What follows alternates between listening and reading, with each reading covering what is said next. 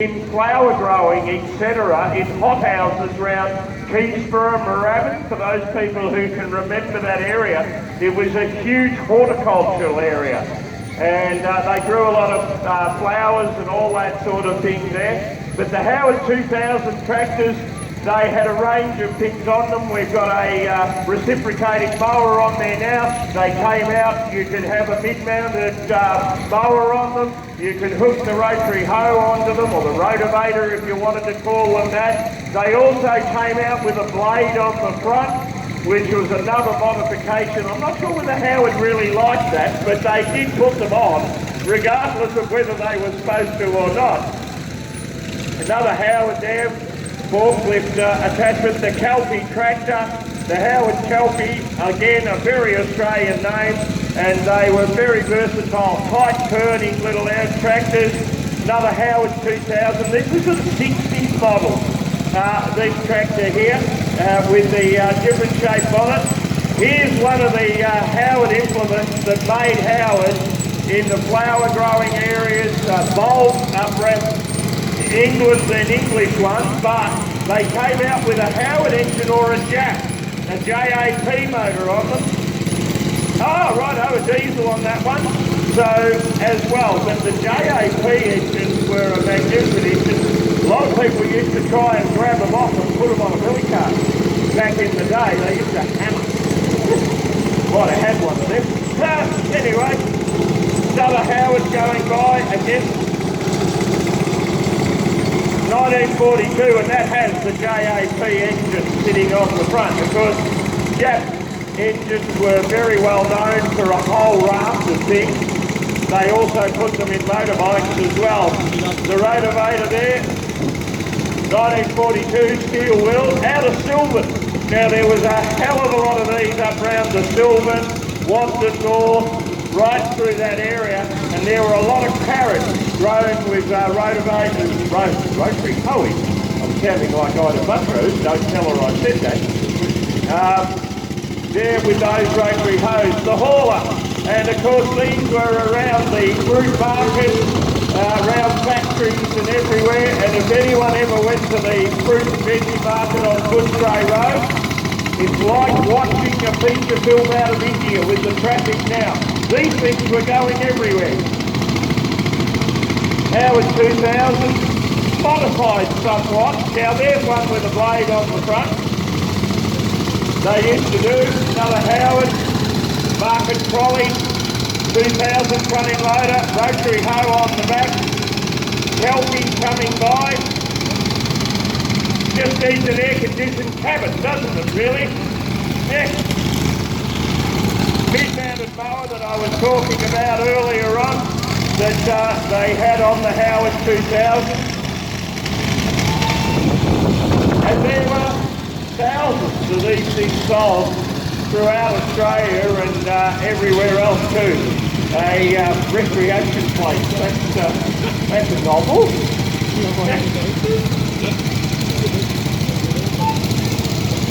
The mini pool, that's been here for quite a number of years. This little Howard has been featured here for a long time.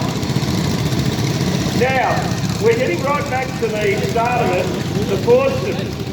And these were a Howard rotavator that were on the back, but these are fixed. Well, you can unbolt them, but they were more of a permanent attachment, not like a 3-point linkage where you could quick release and hook something else up. But these were everywhere on Fordsons, and as you can see, in market gardening and flower growing and potato growing and all that, these were revolutionary. Not quite sure about the steel wheel.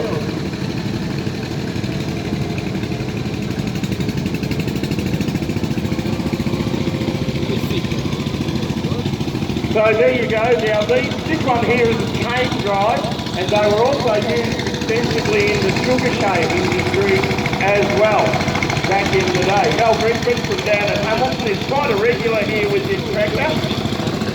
1927. Jesus, it's only a year younger than you, Mel.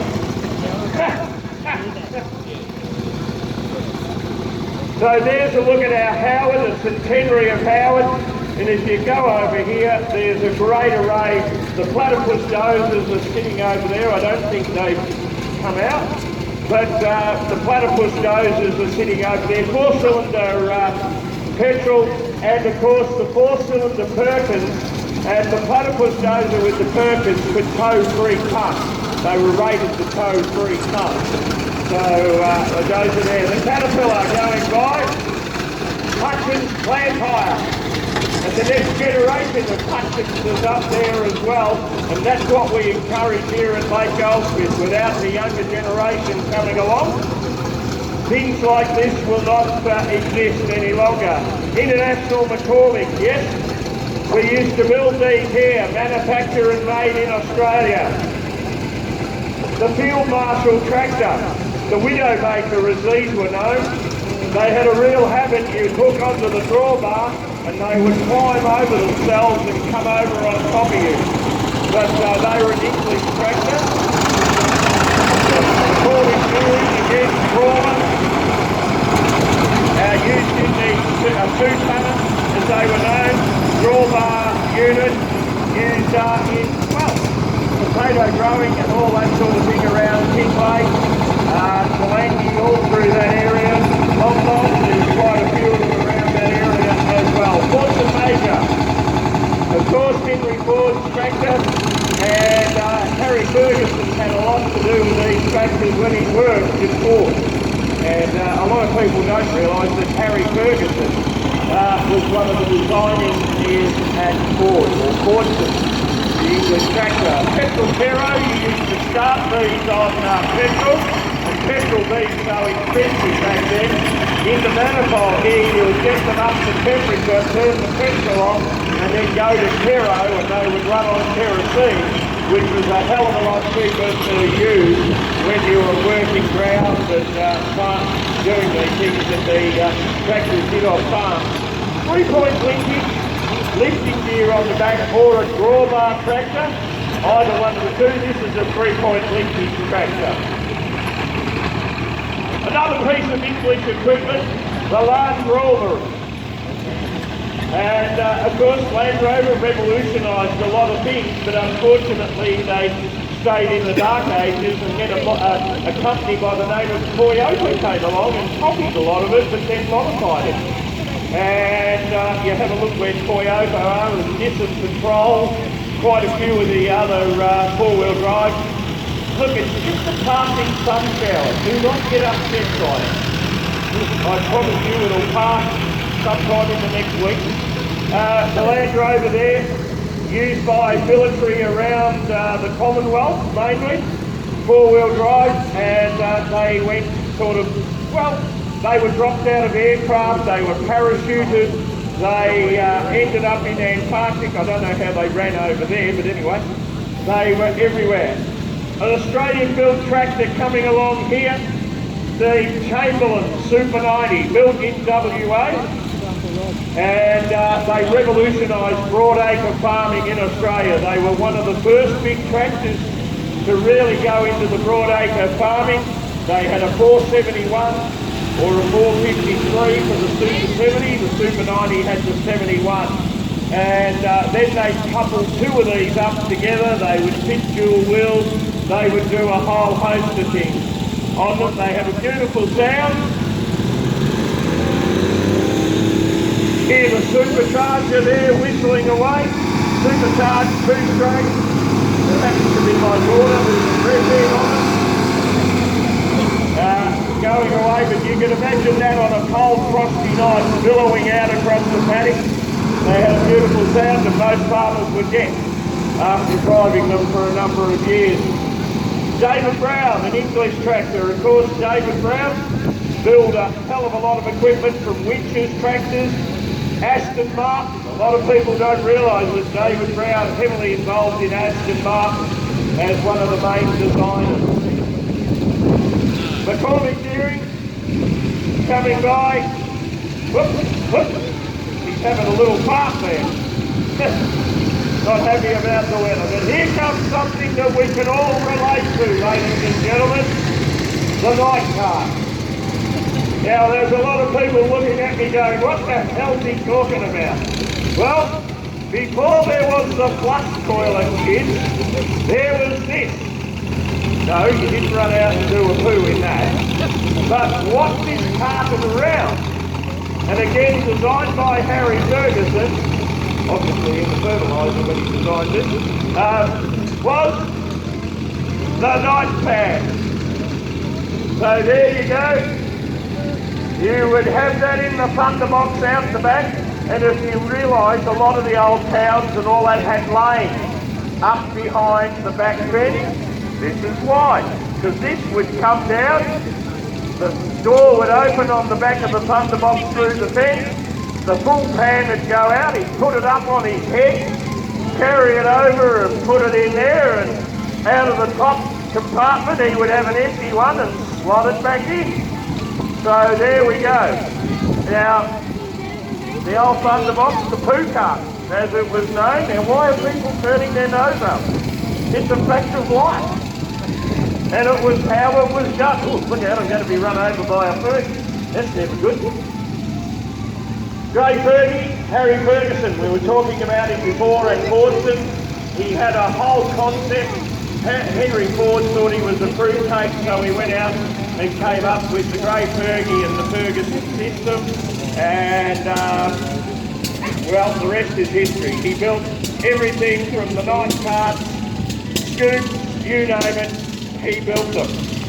Fiat 411RB, or 211RB, sorry. Mid-mounted toolbar, again working in flower growing,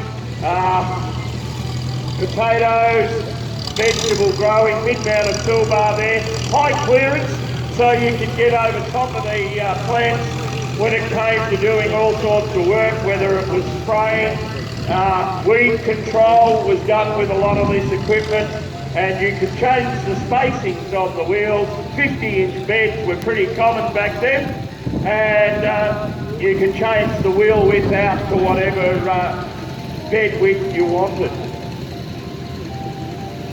Now, who remembers these things running around?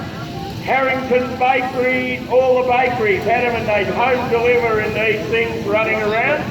The Morris, and there was Morris, I'm trying to think of the other one that was around as well. Sliding door, they would have bread, they had a whole raft of stuff in them. They weren't exactly a powerhouse, but my God, they did a lot of miles everywhere, floating around, doing deliveries from bread, milk, flowers, you name it. These things ran around everywhere, and the easy access in and out was because of the sliding door that you could whip out, you could leave the door open, pull up. No seat belts back then as well, which made it just a, you have got one now, but when they were manufactured, they did not have a seat belt. And yeah, these things ran around everywhere. They did about 35 mile an hour. They wouldn't go much harder than that. And when they smelt a hill, they slowed down. 12 horse or 8 horse or something? 14. They weren't exactly large. There we go. Howard coming around again. 2000. Twin power.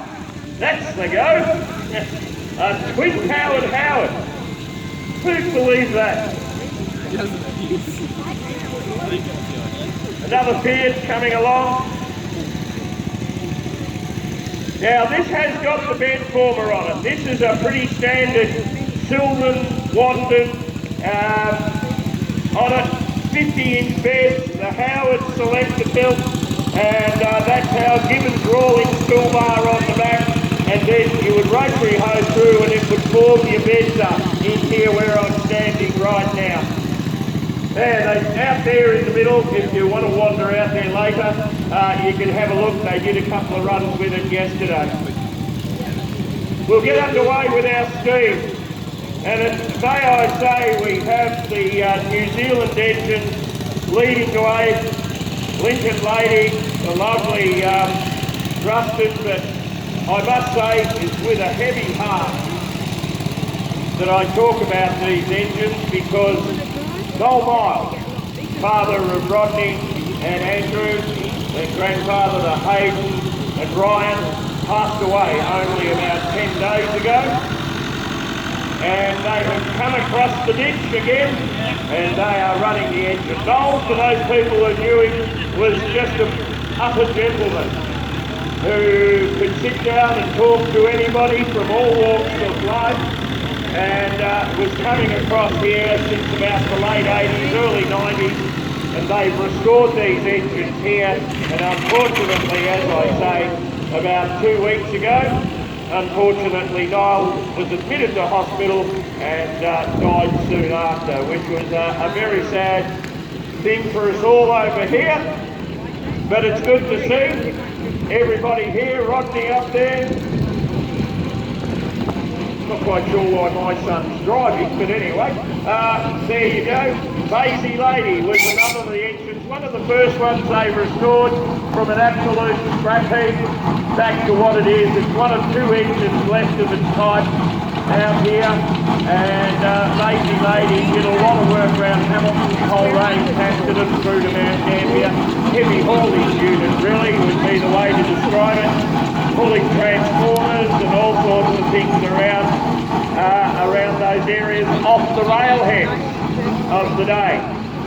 So the 1907 Burrell, the Clayton steam wagon coming on by.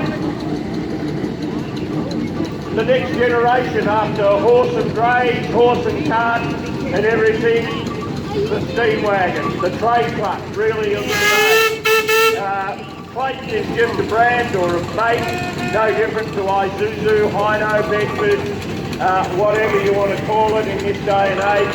Hyundai now, we have trucks from Hyundai, of course, lots of it. But the Clayton Shuttleworth, built in England,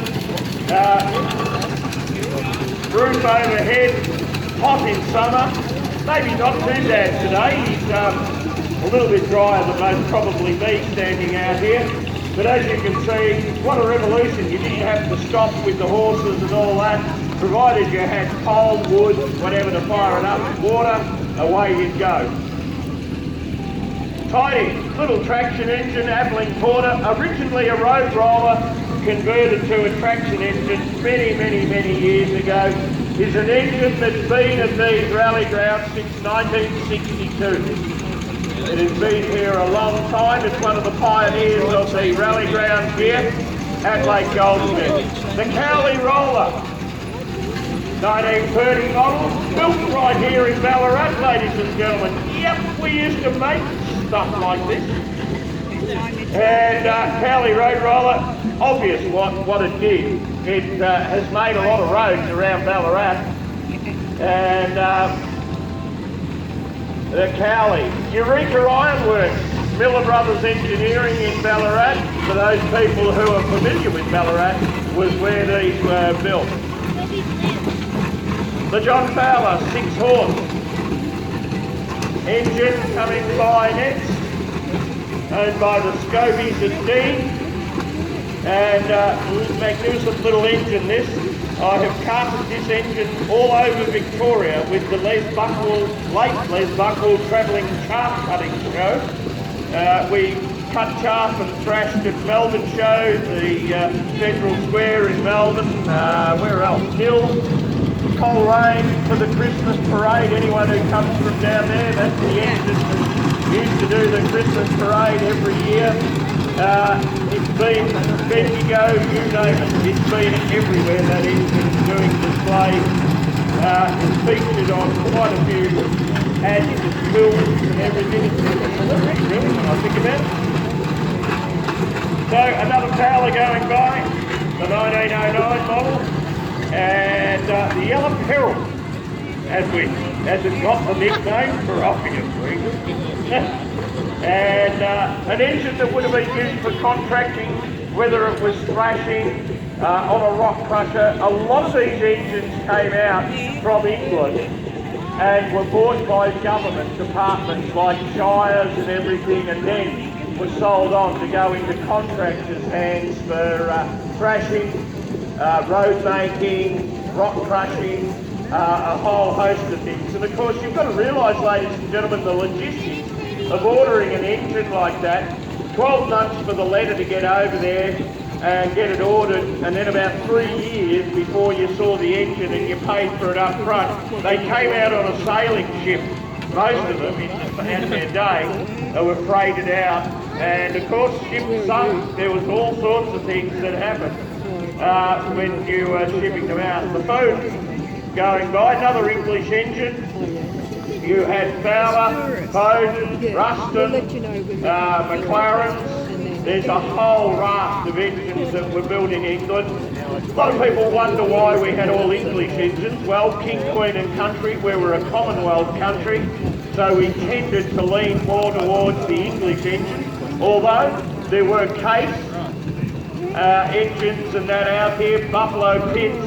There was a few American engines out, but they had a higher tax on them because they were not a Commonwealth machine built. Another boat going by, ticking by, very slowly going by. The Scobie, another one of the Scobie clan engines, ticking away there. You can see how they invented the slow motion replay, ladies and gentlemen. We should have another slow rate.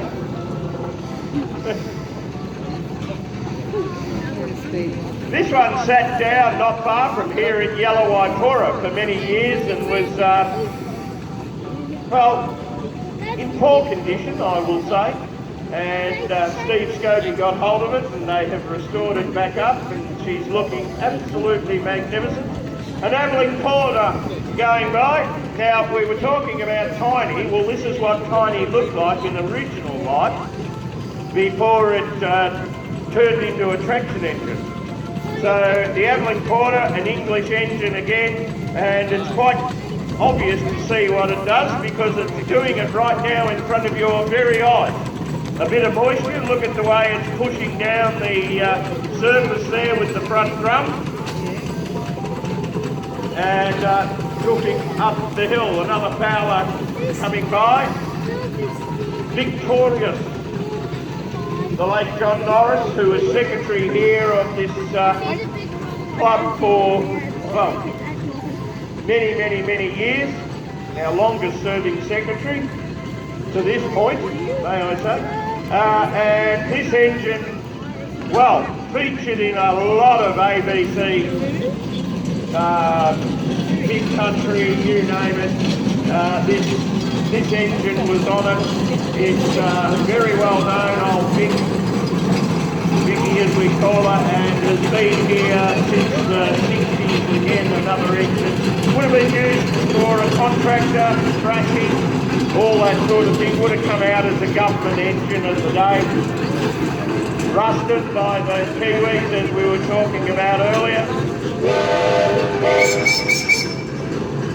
So there we go, ladies and gentlemen. There's our grand parade on the Saturday. Thank you very much for your participation. Good to see a lot of people at Brave Festival today.